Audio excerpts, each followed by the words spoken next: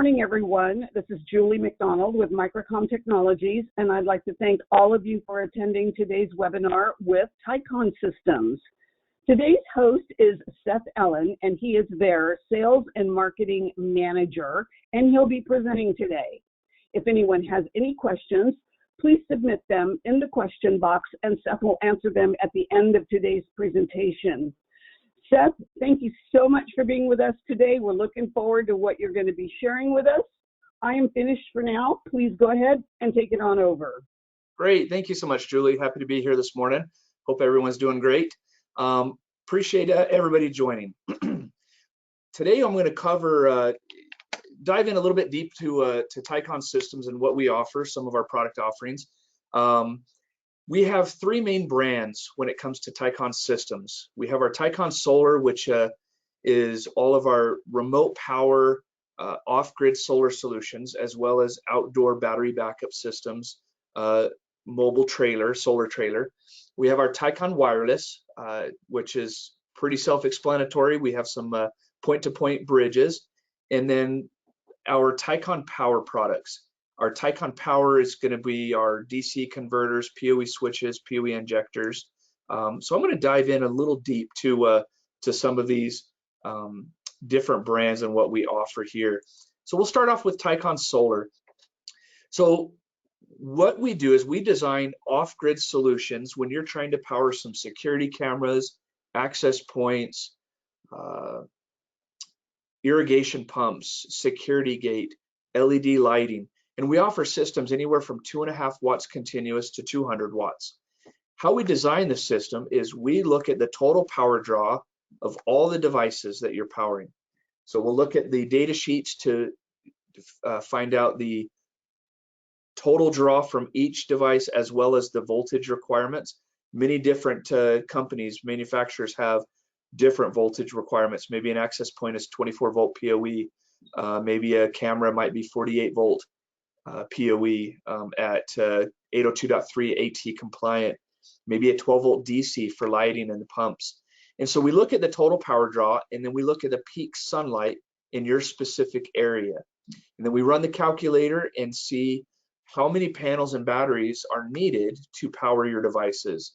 And from there, we can offer one solution, one part number that'll provide all the equipment you need to be able to power your equipment off grid. Our systems include the solar panel, the enclosure, the battery bank, the solar controller, and all of the cables and mounting hardware needed. We do provide the pole as well for our larger systems because they do need to be ground mounted. That would be 720 to 1400 watts of solar array. So when we run the calculator, and you can see the calculator through the website above, calculators.tyconsystems.com. This is the first calculator you'll see. You'll put in the total load in watts. You'll run you can determine if you need to run 24 hours a day or if it's an hour a day or 12 hours a day. Then you can look at the peak sunlight hours using the lookup tool and type in either the zip code or the city state. And then you can add extra hours of battery backup needed in case there's some cloudy days. When you hit calculate, so I ran this as put in 4 hours of peak sunlight, 24 watts of total power draw.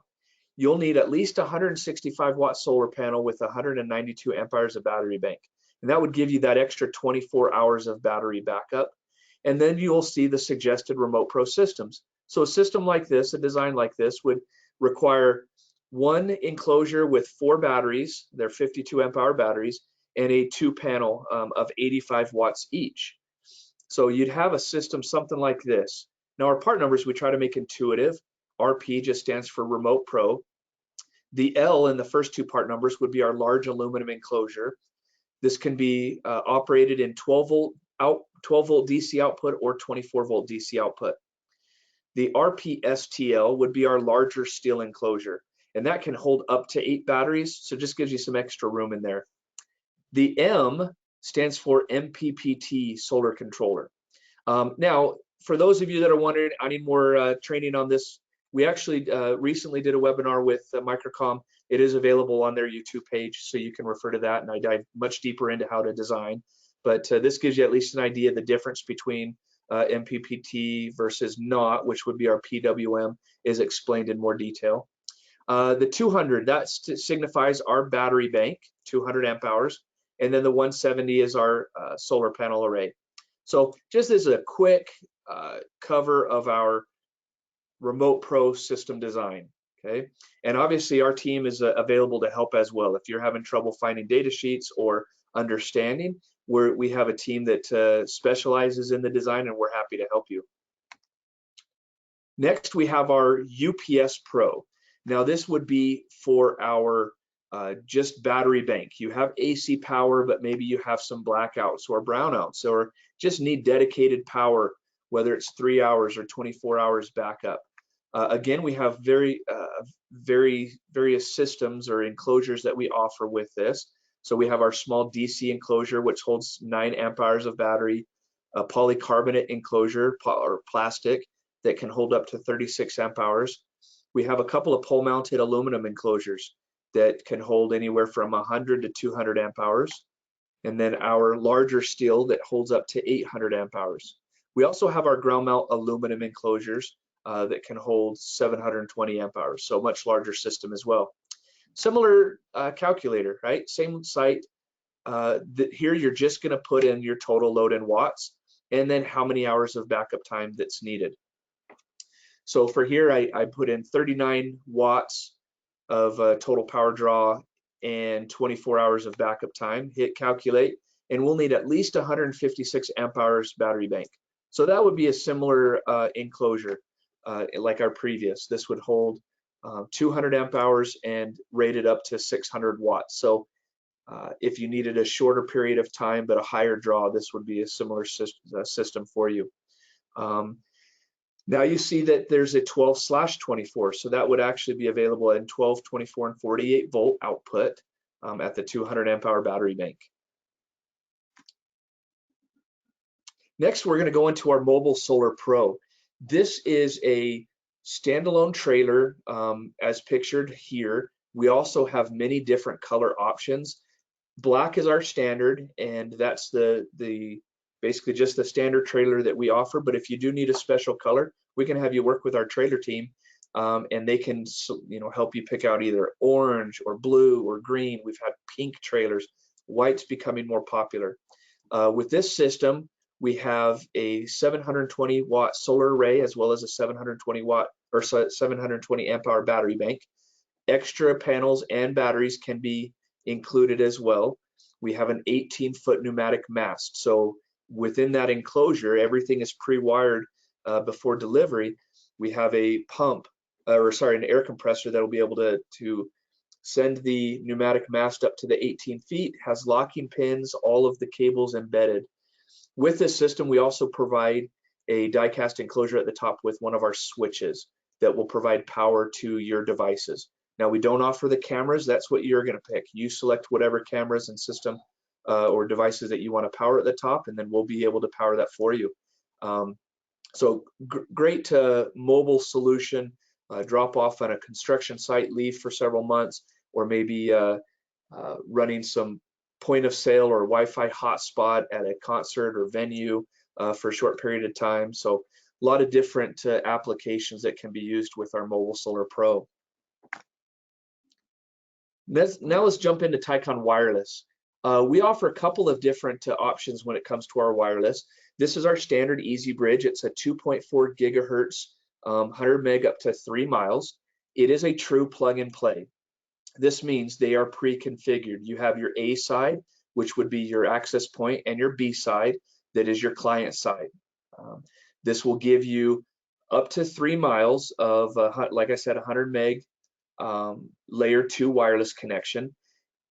Now, because it's 2.4, you can do partial line of sight applications as long as you're under typically about a half a mile.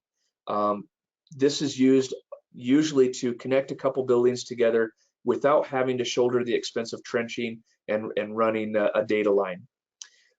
With this available bandwidth, it can usually handle about 6 cameras with a megapixel resolution. You can configure either unit to be as a repeater to act as a backhaul and then access point at the same time. This unit also has an extra Ethernet port, so you can add additional devices and connect it to a string configuration. The AP can also be reconfigured as a point-to-multipoint solution, and you can have about 30 wireless client devices connecting to one.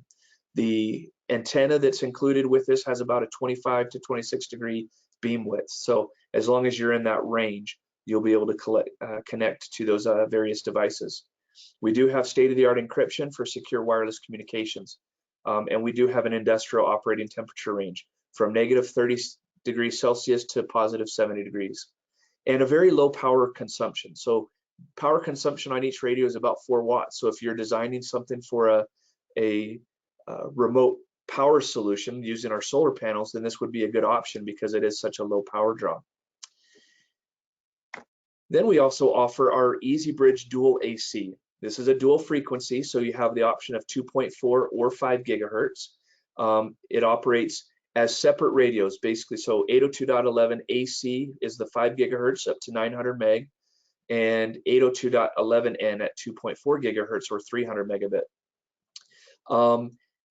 We do configure to be a 5 gigahertz radio as a backhaul between the antennas, but the 2.4 gigahertz radio is also available to be used as a wireless access point. And so you can change that in the online GUI that you can use. Again, you can connect 2 buildings together without having to trench. They have an extra Ethernet port, so additional devices can be added. This bandwidth will handle about 18 cameras with megapixel resolution. So same industrial temperature range as well. With all of our EasyBridge devices, we do include a PoE injector, so you can power, just run your Ethernet cable. We do recommend keeping shorter lengths if possible, just helps keep the max power going to the radios. Lastly, we're going to go over our Tycon power. We have a lot of different devices to power your equipment. So we'll start with our switches. These are our managed switches, so you can log into an online GUI and be able to configure as you see necessary. You can see the temperature range. We do have 2 fiber ports, and this is DIN rail mounted. Now with the first switch, we have a 4-port and an 8-port 802.3 BT option. BT is rated up to 90 watts. It's the new standard. I say new because it's still progressing. It was released in 2018, I believe, but it's rated up to 90 watts, like I said. I did dive deeper into the different power differences between passive and 802.3 compliant, which is the IEEE standard, on a previous webinar. So you can find that on Microcom's YouTube page as well. But so I might use some terms that you might not recognize. That is available, but you can obviously ask some questions as well, and I'd be happy to answer. So with these, you have on the 4-port, you have 4 gigabit ports at 90 watts. On the 8-port switch, we have 2 that are rated up to 90 watts, and then 6 ports at 802.3 AT, which would be about the PoE Plus at 30 watts.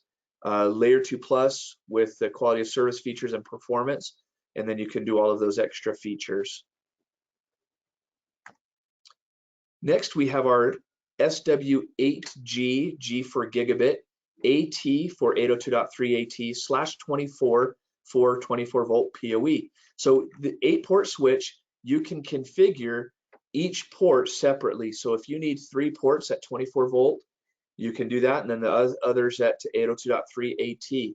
If you need 1 port at 24 volt, you can do that. So any kind of configuration you need. So it's a very versatile switch to be able to power all of your 24 volt and 48 volt devices.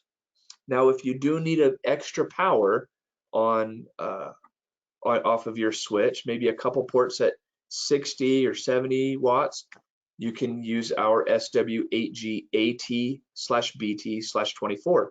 Now this one does have designated ports. This one has 2 ports at 24 volts, or if you don't need any, you can configure that to 802.3 AT. There are 2 ports at 802.3 BT, 90 watts each, and then 4 ports designated at 802.3 AT.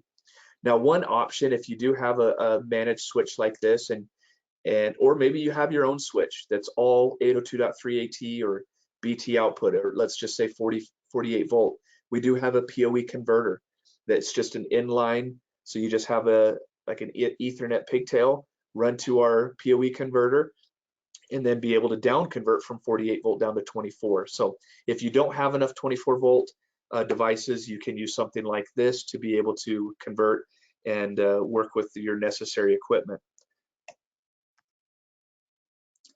Next, we have our unmanaged switches, or what we call dumb switches.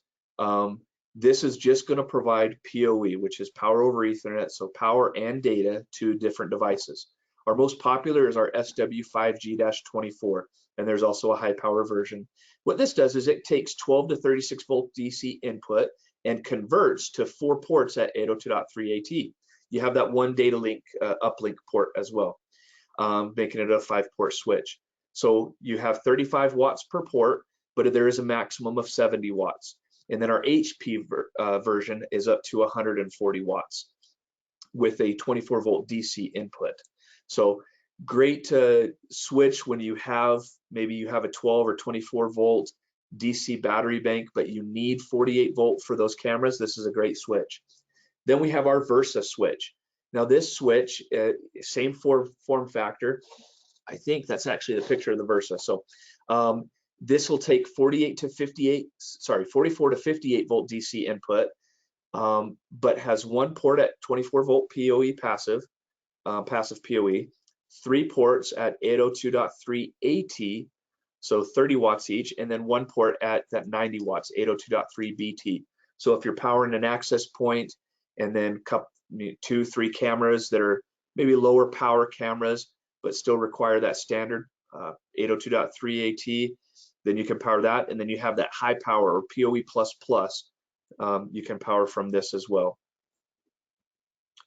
So we have the 2 different versions listed here, the standard Versa on the left, so up to 60 watts on that high PoE, and then the BT version that up to 90 watts. With that, we also have many different PoE injectors. This is just a single port PoE injector that will provide AC input with the power cord to 24 volt, 48 volt, or 56 volt, whatever the requirement is. We have them as passive. So what you're basically, it's just there's no handshake required. It's going to send out that voltage, or we have that compliant option, the standard. So there is that handshake to make sure it's getting the right voltage. We have at 10100 speeds, gigabit, and now 10 gigabit. All of our devices have built-in surge protection. So a couple different options. So these are some of our most popular power injectors. This is going to be our 24 volt. We have a gigabit and a non-gigabit version. The PoE HP for high power at 48 volt or 56 volt. The D in our part number, if you see that, maybe it's a GD. D stands for 802.3 compliant. So that's just the standard. If there's no D, then it's going to be passive. So a lot of different options with our PoE injectors. Here's just a few. Here's some of our 10 gigabit. We have the PoE Plus and the PoE Plus Plus. So 30 watts and 60 watt output from that. And then our 24 volt at 10 gigabit. And then lastly, we have a couple of dual PoE output. This would be a high power 48 volt gigabit 802.3 AT compliant, and you have 2 ports. So single AC input with a dual PoE output. Next, we have our DC converters, and we have a lot of unique DC converters, and this is because of the different manufacturer requirements for other devices. Customers will have, like I said, that battery bank that's at 12, 24, or 48 volts, or they just have that as a DC input. So what we typically do is customers will tell us, this is our input voltage, this is the output voltage I need, what do you have? Because we are very skew heavy, and it's because our customers come to us with a specific requirement. We love to get out, we go to different trade shows, and we talk to our customers to find out the needs. Many different manufacturers sometimes, well, I can't say all, but a lot of them don't provide that PoE power, or maybe that they have the PoE injector, but they have a DC plant that they need to, or like a UPS or something. So they need that DC change. So this is our converter. So there's all the details. I don't want to read them because then it gets super boring. So, but we'll dive into a couple of it. No, I didn't. I apologize. So I thought I had a couple of that I earmarked, but our most popular would be the DC-DC-1224. That's a 9 to 36 volts input with a 24 volt PoE out. We also have a gigabit version, or we have a 1248, which would be 9 to 36 in, 48 volt out. We have a lot of different variations, as well as 802.3 AF, AT, and BT output, or just a passive. We have a standard, like a 16 watt. Then we have up to 35 watts for our high power versions. And we also have the VHP, or very high power, for up to 70 watts. Next, we have our TP-DIN series. Now, these are very unique devices. Our TP-DIN Monitor Web 3, this allows you to remotely monitor and control your equipment. So you don't have to be on site. You can set up your equipment with the relays. There's 4 relays, 2 normally open, 2 normally closed, but then you can set the parameters. You can say, open this relay when voltage drops below this amount, right? So you can set up different, what we call our compound logistics. You're able to go in and do all of your configuration. You can set up an email alert. So if temperature drops or goes above a certain temperature, you're pinged. You can set up ping relay. So if you're setting a ping to go every 1 minute and there's not a ping, it'll send you an email alert. You can remotely reboot your equipment or set a timer each week to reboot equipment at 2 a.m. on a Monday morning.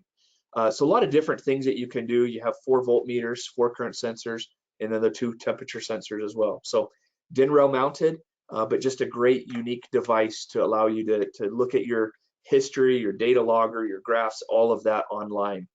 There is no monthly fee associated with that. Once you own the equipment, it is yours.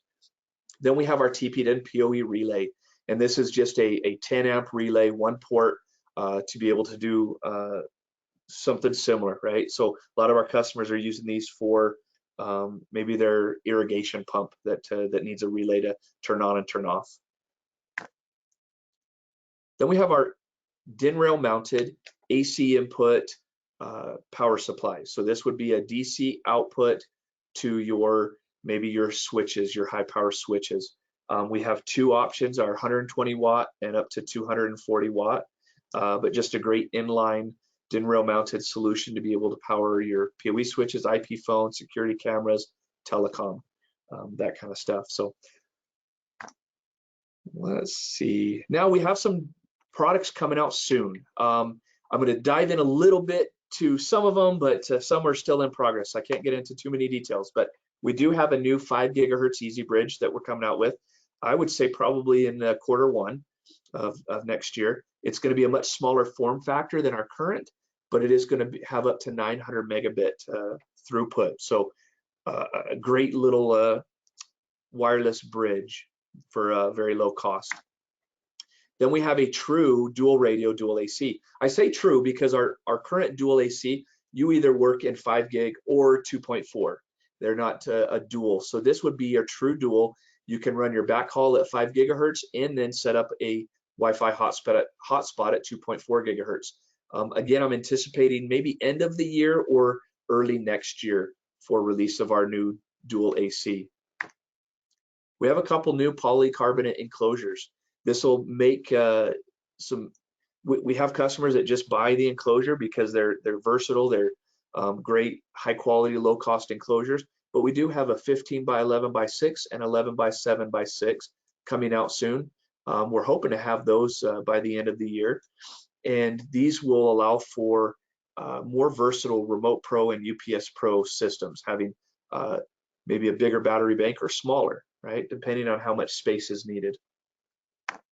And we are working on more higher port, so 12 to 16 port managed switches. So a lot of 802.3 BT. As new technology is evolving, we are bringing in more BT products along with those switches. So I don't have an ETA for that, but our engineers are working regularly. We want to try to get these out as soon as possible because we know that there's a bit of a hole in the market right now. So we're doing everything we can to get that released, and we're excited with the progress on that.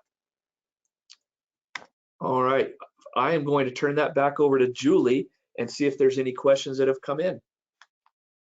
Thank you very much, Seth, for that excellent presentation. And yes, I've got some questions here for you. Let's get started with the first one. Regarding Tycon Solar, do you also offer installation for the products? We do not. We are a manufacturer, and we don't have the personnel to travel around to do that installation. So the installation is up to the customer, but we do provide an installation guide to walk you through the setup. You do not need to be an engineer. It would be helpful to have maybe a bucket truck to mount it higher up off the ground, but that's not required. But typically our customers are going to be installing themselves, maybe, or they hire an integrator to come in and install because they're, maybe they don't have the experience with a camera, right? A security camera at access point. So most of our customers are installing and doing that themselves or hiring somebody to do that for them. Thank you very much. Excellent information, Seth. Next question here. Are all the battery pack cases tested for all weather? Yes, our operating temps are available on our website. We have our systems. So with our batteries, we're using AGM lead acid batteries. And something I should have put on there, we are in the testing phases with our new lithium batteries as well. There are a lot of different reasons to choose one over the other. One being cost. Lithium is a lot more expensive, but it is a longer life. You can drain them down to zero without ruining the batteries. They last longer and they take up less space. So with that, we have our batteries all over the world. We have them in the deserts of mining areas in Nevada, so extreme desert, as well as the Middle East and Saudi Arabia, as well as colder climates in Minnesota, in Canada. So we have them all over. The enclosures, our aluminum and steel enclosures, have thermostatically controlled fans to help keep the temperature down. It's usually heat that's our biggest worry. For colder conditions and climates, the equipment inside the enclosure typically provides enough heat to keep the batteries at a good operating temperature. However, you can add some extra thermal coating, some thermal blankets kind of thing, and line the inside of the enclosure. Or we've had customers bury them underground because to avoid the harsh cold. So they are rated for using in all of the different outdoor climates. Thank you for that, Seth. Next question for you. Can the poles be rotated for optimal sunlight pinpoint? So with the customer is providing the pole. Typically they're using an existing pole, or they have some sort of pole mount designed in mind with their equipment that they're using. We suggest it's best if you're north of the equator to have all your panels south facing. If you're south of the equator, have them north facing to give yourself the maximum amount of sunlight. Our solar mount does not rotate based on the sun. That would cause more power draw for the engine and the motor for doing that. And typically what we suggest to customers is set it at your optimal winter angle. On our website, we do have a tilt calculator, so you can figure out what the best tilt is for that, or best angle. And so we set it at the winter angle so that we know that that's going to be your worst case scenarios, typically November, December, January, and set it at those months. So when you're setting it there, we have enough sunlight in the summer months that you're totally fine. So that's what we typically suggest. Have them south facing. You don't need to tilt or rotate anything. Set it and forget it. Thank you very much, Seth. Next question here for you. Do you have an upgrade program, whereas just in case a customer purchased a package that doesn't supply the needed wattage? We don't have an upgrade program per se. However, when we do the design, like I said, we do have a team that helps with the system design. And so we try to give you a couple options if you're close to the border of bumping up systems. Some of our systems, for example, our 85-watt panel can be configured to give you 2 panels at 170 watts or 4 panels at 340. So the solar mount that comes with that kit can hold either 2 or 4 solar panels. So if you do see that you need, what I typically offer to customers is, hey, with this system, you're right on the cusp of needing to bump up, but I think you're going to be okay. So do the 2-panel system. If you see that in the winter months you need to upgrade and add a couple panels, that can be done later because it is modular. So same thing with batteries, is we have larger enclosures so you can add extra batteries if needed. Thank you, Seth. Next question here for you. What are the warranties on the battery, and does it include battery degrades? So with our calculator, we do calculate to battery degradation. And so we add that little buffer in there based on, because there are variables with the different temperatures and everything like that. With the batteries, we have a 3-year warranty on our batteries. And so if you're having issues with that, you can just reach out to us directly and we'll help replace those batteries for you. They are considered 5-year batteries. So if they're used in the right specs as intended, they will last you 5 years. Thank you, Seth. Next question here. Regarding PoE injectors, they work with all brands, is that correct? That is correct, unless a manufacturer has proprietary requirements. A while back, Cisco released their I think it's UPPoE, something to that effect. So there are some we would need to check, but for the most part, I'm going to say 99% of the manufacturers out there, we will work with their equipment because they're not trying to do anything too crazy. They want to have a standard as well. So most manufacturers do follow the IEEE standard. There are some that are going to be just a passive, which is fine because it's just a passive voltage requirement and we offer that. So I have yet to run into something that we couldn't power.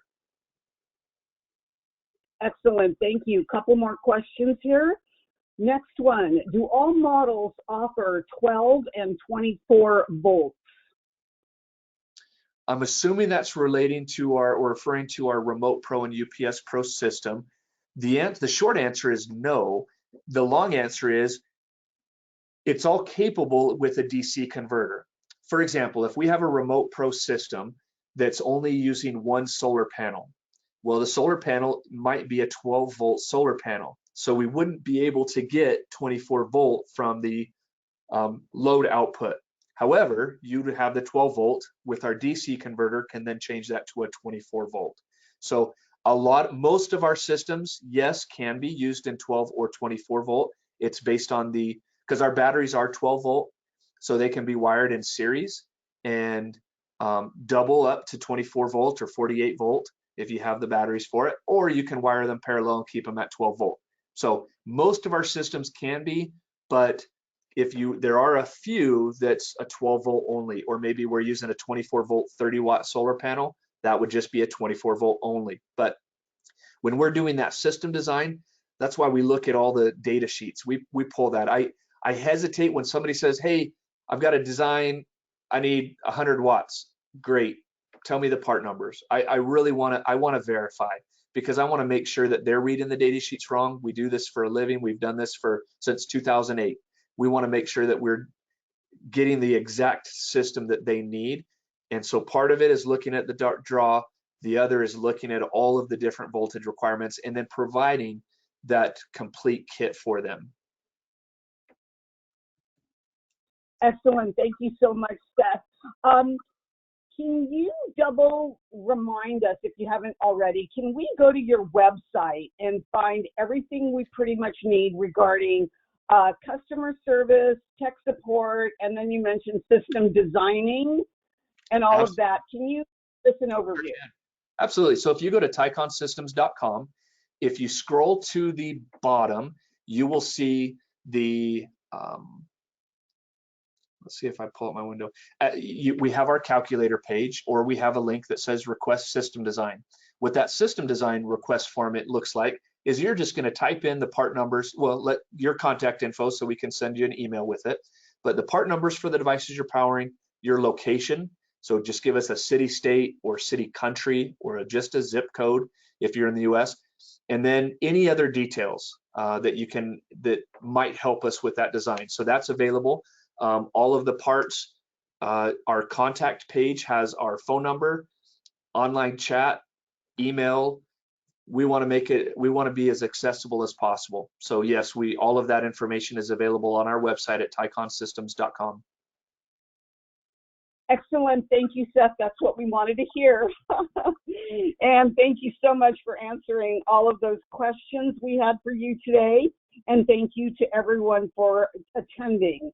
And if anyone has any further questions, of course, please feel free to contact your sales rep or email us at sales@microcomtech.com. And if you wish to view any of the products mentioned or shown today, please visit us at www.microcom.us. And remember, this webinar presentation has been recorded and will be uploaded to our Microcom YouTube channel so you can view it again. Seth, thank you for sharing all this valuable information with us today. We greatly appreciate it, my friend. And until next time, we will have another one with you for the next round of information and products that you'd like to share with us. Thank you so much, Julie. Thank you. Have a great day, everybody.